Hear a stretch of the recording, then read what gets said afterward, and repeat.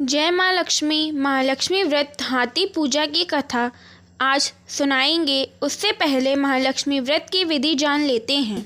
भविष्योत्तर पुराण में लिखा हुआ है कि यह माया, प्रकृति और शक्ति आदि नामों से तीनों लोकों में प्रसिद्ध महालक्ष्मी देवी को प्रसन्न करने का महान व्रत है। यह व्रत भादव के शुक्ल पक्ष की अष्टमी से क्वार कृष्ण पक्ष की अष्टमी तक किया जाता है। व्रत प्रारंभ करने के दिन 16 बार कुल्ला कर स्नान आदि से पवित्र हो तथा स्वच्छ वस्त्र धारण करें। तत्पश्चात कलावे का सूत्र लेकर उसमें 16 गांठ लगावें तथा उसे चमेली पुष्पों, धूप आदि सुगंधित पदार्थों के मध्य रखें। सूत्र की 16 गांठों को महालक्ष्मी नमः मंत्र से अभिमंत्रित करें और अपनी कामना की पूर्ति की प्रार्थना करते हुए उसे अपने हाथ में बांधें। स्त्री को बाएं हाथ तथा पुरुष को दाहिने हाथ में सूत्र बांधना चाहिए। इसके पश्चात अपने हाथ में जल लेकर इस व्रत को करने का संकल्प करें तथा महालक्ष्मी देवी का ध्यान करते हुए प्रार्थना करें कि मैं आपकी सेवा में भक्तिपूर्वक तत्पर रहकर इस महाव्रत का पालन कर सकूं तथा उसे निर्विघ्न पूर्ण कर सकूं। ऐसी शक्ति और धीरता मुझे प्रदान कीजिए। फिर धूप के पौधे जल में भिगो कर अपने शरीर, हाथ, पाँव का मार्जन करें तथा धूप और अक्षत हाथ में रखकर कथा सुने या पढ़ें। इस प्रकार 15 दिन नित्य धूप तथा अक्षत हाथ में लेकर कथा सुनते रहें। 16वें दिन क्वार अष्टमी को सायंकाल स्नान कर सफ़ेद वस्त्र पहने और अत्यंत सुंदर मंडप बनाकर लक्ष्मी जी की सुंदर मूर्ति अष्टदल श्वेत कमल पर दोनों ओर 2 हाथी की मूर्तियों सहित पधारवे या किसी विद्वान पंडित से कराएं। महालक्ष्मी देवी का आवाहन करें, ध्यान एवं स्तुति करें। व्रती ब्राह्मण ब्राह्मणियों को भोजन कराएं, उन्हें यथाशक्ति दान दक्षिणा देवें।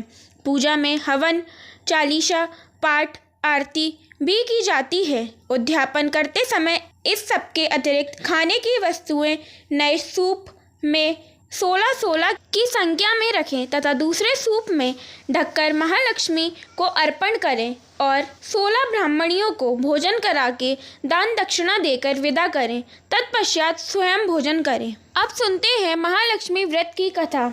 एक समय धर्मराज युधिष्ठिर ने श्री कृष्ण भगवान को प्रसन्न चित्त देखकर कहा, हे त्रिलोकीनाथ, समस्त ऐश्वर्यों के स्वामी, आप कृपा करके कोई ऐसा व्रत बतलाइए जो सब व्रतों में श्रेष्ठ एवं ऐश्वर्य सुख देने वाला हो तथा इस व्रत को करके मनुष्य नाना प्रकार के सुख, स्त्री, पुत्र, आयु, महल, हाथी, घोड़ा का फल भोग सके। श्री कृष्ण जी बोले, हे राजन, सुनो। सतयुग में जब वृत्तासुर आदि असुरों ने स्वर्ग लोक पर अपना अधिकार कर लिया, तब दुखी हो इंद्र ने ऐसा ही प्रश्न देव श्री नारद से पूछा था। यह सुन नारद जी बोले, हे देवराज इंद्र, मैं तुमको एक ऐसा उपाय बताता हूँ जो सर्वमंगलकारी है। इस विषय में एक वृतांत सुनो। प्राचीन काल में एक बहुत सुंदर अपूर्व नगर था। वहाँ की भूमि बड़ी रमणीक थी।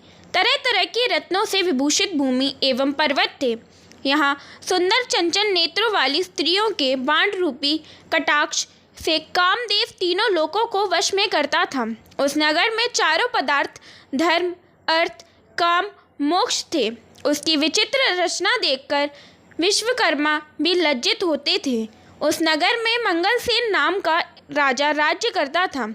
उसकी चिल देवी और चोल देवी नाम की 2 रानियां थीं। एक दिन राजा अपनी प्रिय रानी चोल देवी के साथ अपने महल की छत पर बैठा हुआ था।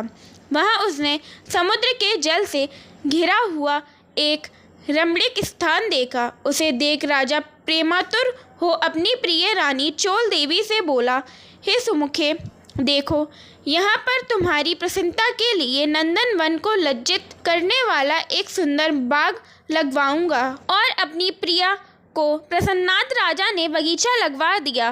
कुछ दिन बाद वह बाग वृक्षों, लताओं, फल फूलों और रंग बिरंगे पक्षियों की चहचहाट से अपनी अद्भुत छटा दिखाने लगा। एक दिन उस बाग में बड़ा भयंकर प्रलय काल के समान एक सुकर आया और उसने सारे बगीचे को नष्ट कर दिया। बहुत से बाग के रक्षक भी मार गिराए। कुछ रक्षक उसके भय से व्याकुल हो अपनी जान बचा राजा के पास पहुँचे और राजा से सारा हाल कह सुनाया। यह सुन राजा बड़ा कुपित हुआ और अपनी सेना से बोला, तुम शीघ्र वहाँ जाकर उस भयंकर सुकर को मार डालो। राजा की आज्ञा पाकर सेना चल दी और घोड़े पर बैठकर साथ में राजा भी चल दिया। चारों ओर से बगीचे को घेर कर राजा ने सैनिकों से कहा कि जिस मार्ग से सुकर निकल कर भाग जाएगा और उस मार्ग का कोई भी रक्षक उसे ना मार सकेगा तो मैं उसका सिर काट डालूंगा। तथा बाग के एक ओर राजा स्वयं अपना घोड़ा अड़ाकर खड़ा हो गया। देवयोग से वह सुकर राजा से ही निकलकर भाग गया। राजा बड़ा लज्जित होता हुआ घोड़े को चाबुक से मारता हुआ उसका पीछा करने लगा। पीछा करते करते वह सिंह, व्याघ्र आदि हिंसक जीवों से युक्त घोर जंगल में पहुंच गया। वहां ताल, तमाल, हिताल, शाल, अर्जुन, लता आदि के वृक्ष थे। राजा जंगल में चारों ओर से उसे देखने लगा। आगे चलकर सुकर राजा के सामने आया। राजा ने देखते ही उसे भाला मार दिया और भाले के लगते ही उस सुकर ने अपना शरीर छोड़ दिया। वह सुंदर गंधर्व शरीर धारण कर विमान में बैठ अपने लोक को जाते हुए राजा मंगलसेन से बोला, हे पृथ्वीपति, आपका कल्याण हो। आपने मेरा उद्धार किया है। अब मैं आपको अपने श्राप की एक कथा सुनाता हूँ। मैं चित्ररथ नाम का एक गंधर्व हूँ। एक बार देव समूह में ब्रह्मा जी बैठे हुए थे कि चंचतपुट आदि तालों के साथ मैं सप्त स्वर में उतर गान कर रहा था कि गाते गाते मेरी ताल बिगड़ गई। इस पर क्रोधित होकर ब्रह्मा जी ने मुझे सुकर होने का श्राप दे दिया। फिर प्रार्थना करने पर उन्होंने कहा, तेरा उद्धार धर्मराज राजा मंगलसेन के हाथों से होगा। अतः मैं अधम योनि को छोड़कर अपने गंधर्व स्वरूप को प्राप्त हो गया हूँ। हे राजन, मैं वरदान स्वरूप देवताओं को दुर्लभ चारों फल, धर्म, अर्थ, काम, मोक्ष का दाता एक व्रत बतलाता हूँ। यह व्रत महालक्ष्मी जी का है। इसके प्रभाव से आप चक्रवर्ती राजा होंगे। अब आप अपनी राजधानी वापस जाइए। नारद जी बोले, हे इंद्र, इस प्रकार वह गंधर्व अंतर्ध्यान हो गया। राजा मंगलसेन अपनी राजधानी को वापस लौटे कि मार्ग में उन्हें मृग चर्म लिए हुए एक ब्राह्मण पुत्र अपनी ओर आते नजर पड़े। राजा मुस्कुराते हुए उनसे बोले, हे बटुक, तुम देवता, दैत्य, गंधर्व हो अथवा राक्षस, इनमें से आप कौन हैं? मुझे सच सच बता दें जो आप इस घोर जंगल में आए हैं। यह सुन ब्राह्मण पुत्र राजा को आशीर्वाद देते हुए बोले, राजन, मैं आपके ही देश में पैदा हुआ हूँ और आपके साथ साथ ही यहाँ आया हूँ। अतः मुझे यथोचित आज्ञा दीजिए। भगवान श्री कृष्ण बोले, हे धर्मराज। इस प्रकार उसके पूछने पर राजा ने कहा, हे विप्र, तुम्हारा नाम आज से नूतन होगा। अब तुम किसी सरोवर में से ठंडा जल लाओ। राजा की आज्ञा पा वह नूतन राजा को एक सुंदर वृक्ष के नीचे बिठाकर आप घोड़े पर सवार हो जल की खोज में चल दिया और आगे चलकर उसने रंग बिरंगे पक्षी देखे। वह वहीं पर चल पड़ा। थोड़ी देर में वह सरोवर के पास पहुंच गया। यह सरोवर बहुत ही रमणीक था। ऐसा प्रतीत होता था कि यहाँ भगवान नारायण का ही निवास स्थान है। सुंदर सुंदर कमलों से सुशोभित चक्रवाक आदि पक्षियों से युक्त, तेज हवा से उठने वाली लहरों को शांत रहने वाला, मीठे जल वाला, महिष अगस्त्य की तृषा शांत करने वाला शीतल जल से परिपूर्ण था। जैसे ही वह आगे बढ़ा, उसका घोड़ा कीचड़ में फंस गया। अतः वह घोड़े पर से उतरकर सरोवर के चारों ओर देखने लगा। समीप ही उसने सुंदर सुंदर वस्त्राभूषणों से सुसज्जित मृगनयनी स्त्रियों को देखा जो मधुर ध्वनि से मंगल गान करती हुई पूजा कर रही थीं। नूतन अपने दोनों हाथ जोड़ स्त्रियों के पास जाकर विनम्र भाव से बोला, हे माताओं, आप सब बड़ी श्रद्धा पूर्वक किसकी पूजा कर रही हैं और इसकी क्या विधि है तथा क्या फल है? सच सच मुझे बतलावें। नूतन की मधुर वाणी सुन वे बोली, हे विप्र, भक्ति भाव से श्रद्धा युक्त होकर सुनो। जो भगवती माया, प्रकृति और शक्ति नाम से प्रसिद्ध हैं, हम उसी महालक्ष्मी का व्रत कर रहे हैं। उसी व्रत की कथा तुम भी सुनो। हे ब्राह्मण, यह व्रत भाद्रपद महीने की शुक्ल पक्ष भादो सुदी अष्टमी राधा अष्टमी से प्रारंभ होता है। इस दिन प्रातः काल उठकर 16 बार हाथ पांव और मुंह धोकर 16 धागों से युक्त एक डोरी लेकर उसमें 16 गांठ लगावें और चमेली के पुष्प, कपूर, धूल आदि सुगंधित पदार्थों से पूजा करें और ओम महालक्ष्मी नमः इस मंत्र से 16 बार अभिमंत्रित कर श्री लक्ष्मी जी की प्रार्थना करें। हे महालक्ष्मी, आप हमें धन धान्य, पृथ्वी, धर्म, कीर्ति, आयु, यश और शोभा तथा हाथी घोड़ा पुत्र दो। हे विप्र, इस प्रकार ध्यान करते हुए उस सूत्र को पुरुष अपने दाहिने अंग में और स्त्री अपने बाह्य अंग में धारण कर 16 धूप के पौधों और अक्षत लेकर कथा सुने। इस प्रकार भादो सुदी से लेकर आश्विन वदी अष्टमी तक नित्य प्रति कथा सुनना चाहिए। तत्पश्चात अष्टमी के दिन रात्रि के समय जितेंद्रिय व्रत कर्ता को स्नान कर श्वेत वस्त्र धारण करके पूजा गृह में जाना चाहिए और पूर्व की ओर मुख करके पवित्र आसन पर बैठकर सफ़ेद मोतियों से युक्त अष्टफल का कमल बनावे। उस पर कमलासन मंद मंद मुस्कान करती हुई शरद के तुल्य कांतिवान चतुर्भुजी दोनों हाथों में कमल लिए हुए श्वेत वस्त्रधारिणी आभूषणों से विभूषित अभय वर देने वाली दोनों और हथनियों के सूर के जल से सींचे जाने वाली श्री महालक्ष्मी जी का ध्यान करके कपूर, अगरबत्ती, चंदन से भगवती का चित्र बनाकर आवाहन करें कि हे महालक्ष्मी, भगवान विष्णु के पास से आप यहाँ आओ। आपके लिए ही मैंने षोडशोपचार पूजन सामग्री एकत्रित की है। हे विप्र, इस प्रकार 16 दिन समाप्त होने पर व्रतकर्ता को श्रद्धा अनुसार उद्यापन करना चाहिए। उद्यापन विधि इस प्रकार है। स्वर्ण के पात्र से गऊ के सिंग मड़वाकर तथा सोना एवं अन्य वस्त्र आदि किसी वेदपाठी ब्राह्मण को दान में दें। यदि इतना ना हो सके तो यथाशक्ति द्रव्य दे दें अथवा 16 ब्राह्मणों को जिमाकर वस्त्र आदि की दक्षिणा देवें। हे विप्रपुत्र, हमने तुमको सर्वोत्तम व्रत बतला दिया है जिसके करने मात्र से इच्छित फल प्राप्त होता है। इस व्रत को तुम करो, अपने राज्य से कराओ तथा और जो श्रद्धा से करना चाहें उसे भी कराओ। भगवान बोले, हे युधिष्ठिर, इस प्रकार इस व्रत को स्त्रियों के मुख से सुनकर नूतन बड़ा प्रसन्न हुआ और उनको प्रणाम कर अपने घोड़े को कीचड़ से निकालकर ठंडा पानी पिलाया और कमल के पत्तों का दोना बनाकर उसमें पानी ले घोड़े पर बैठ राजा के पास आया। राजा को जल पिलाकर नूतन बोला, हे राजन, आज मैं यहाँ पर जो कुछ स्त्रियों से सुनकर आया हूँ उसे ध्यान से सुनो। इस प्रकार सारा हाल सुनाकर उस व्रत को नूतन और राजा दोनों ने किया। उस व्रत के प्रभाव से ब्राह्मणों में श्रेष्ठ ब्राह्मण नूतन और राजाओं में श्रेष्ठ राजा मंगल हो गया।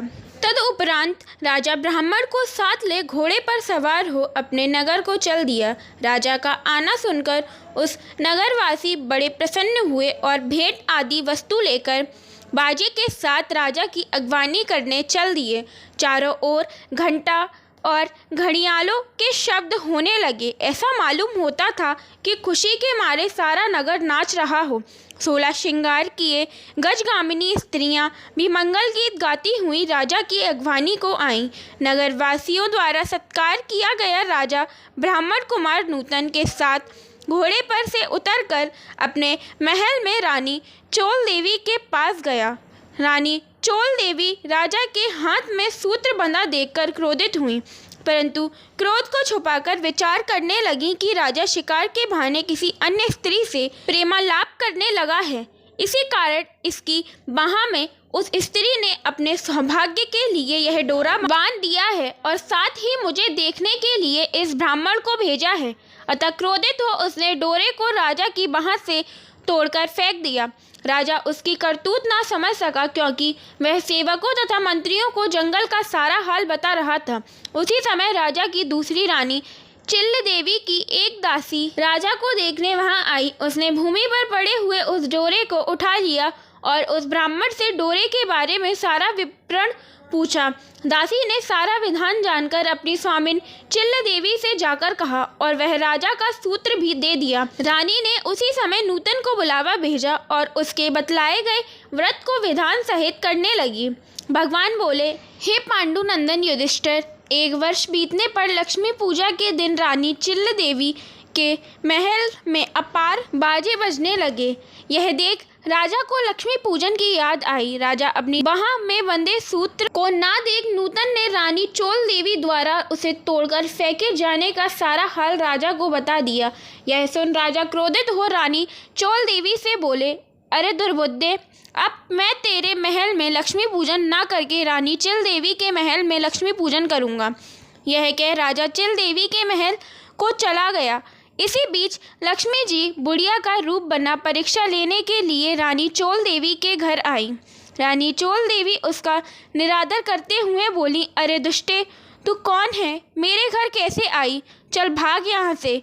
इस प्रकार महालक्ष्मी रानी चोल देवी से अपमानित होने पर उसे श्राप देती हुई बोली, मूर्ख, तूने मेरा अपमान किया है, अतः तू सुकर मुखी हो जा और आज से इस मंगलपुर का नाम कोलापुर हो जावे। फिर वृद्ध रूपी लक्ष्मी जी वहां से चलकर परीक्षा लेने के लिए चिल देवी के महल में गईं। वहां रानी ने उनका बड़ा सम्मान किया। रानी से सम्मानित हो लक्ष्मी जी ने वृद्धा का रूप त्याग साक्षात अपना लक्ष्मी स्वरूप धारण कर लिया। यह देख रानी चिल देवी ने लक्ष्मी जी को साष्टांग प्रणाम कर बड़े प्रेम से नाना प्रकार से उनका पूजन किया।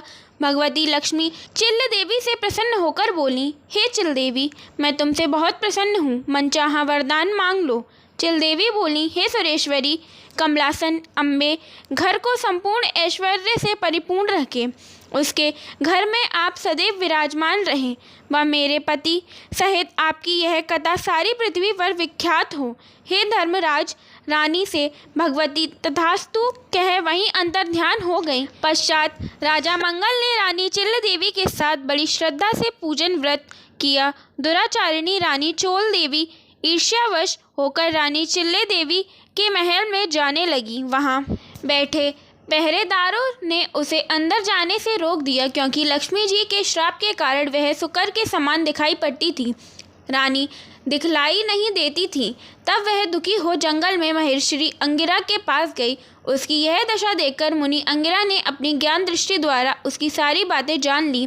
तब मुनि ने लक्ष्मी जी से कुपित होने का कारण उससे कहा और स्वयं श्री लक्ष्मी से उसके अपराध की क्षमा याचना कर उससे श्री लक्ष्मी का व्रत पूजन कराया। व्रत के प्रभाव से वह रानी पुनः अपने लावण्यमय स्वरूप को प्राप्त कर कीर्ति पाने लगी। तदनंतर उसी वन में राजा शिकार खेलने को गया। वहां मुनि अंगिरा की कुटी में रूप लावण्य से युक्त उस अनुपम देवी को देख राजा मंगल बोला, हे महर्षि, यह अपनी सुंदरता से इस वन को प्रकाशमान करने वाली स्त्री कौन है? इसका कारण मुझसे कहो।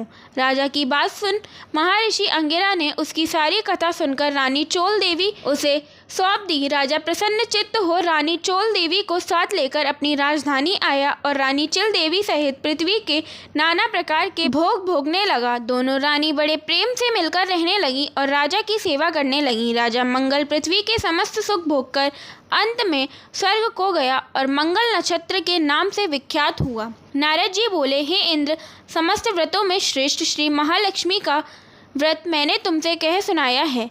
जो व्यक्ति इस व्रत को करेगा वह धर्म, अर्थ, काम, मोक्ष चारों पदार्थों का भागी होगा। अतः तुम भी व्रत को करो जिससे धन धान्य, भूमि कीर्ति, आयु, यश, शोभा, घोड़ा, पुत्र पौत्र आदि प्राप्त हों और तुम्हारी कीर्ति फैलती रहे। इंद्र नारद जी को प्रणाम कर अपने लोक को गए और व्रत किया। भगवान श्री कृष्ण बोले, हे युधिष्ठिर, नारद जी से देवराज इंद्र द्वारा पूछे गए श्रेष्ठ व्रत को मैंने तुम्हें बता दिया है, जो सांसारिक और पारलौकिक सुखों को देने वाला है। अब सुनते हैं माता लक्ष्मी की आरती। जय लक्ष्मी माता लक्ष्मी माता तुमको निश दिन सेवत हर विष्णु धाता। जय लक्ष्मी माता ब्रह्माणी रुद्राणी कमला तू ही है जग माता। सूर्य चंद्रमा ध्यावत नारद ऋषि गाता। जय लक्ष्मी माता दुर्गानूप निरंजन सुख संपत्ति दाता। मैया सुख संपत्ति दाता जो कोई तुमको ध्याता रिद्धि सिद्धि पाता। जय लक्ष्मी माता तुम पाताल निवासिनी तुम ही शुभ दाता। मैया तुम ही शुभ दाता कर्म प्रभाव प्रकाशिनी भवनिधि की त्राता।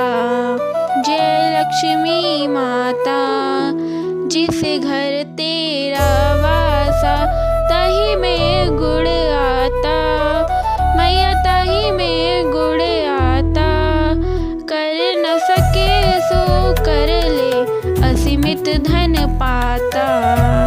जय लक्ष्मी माता तुम बिन यज्ञ नहीं होते वस्त्र न कोई पाता।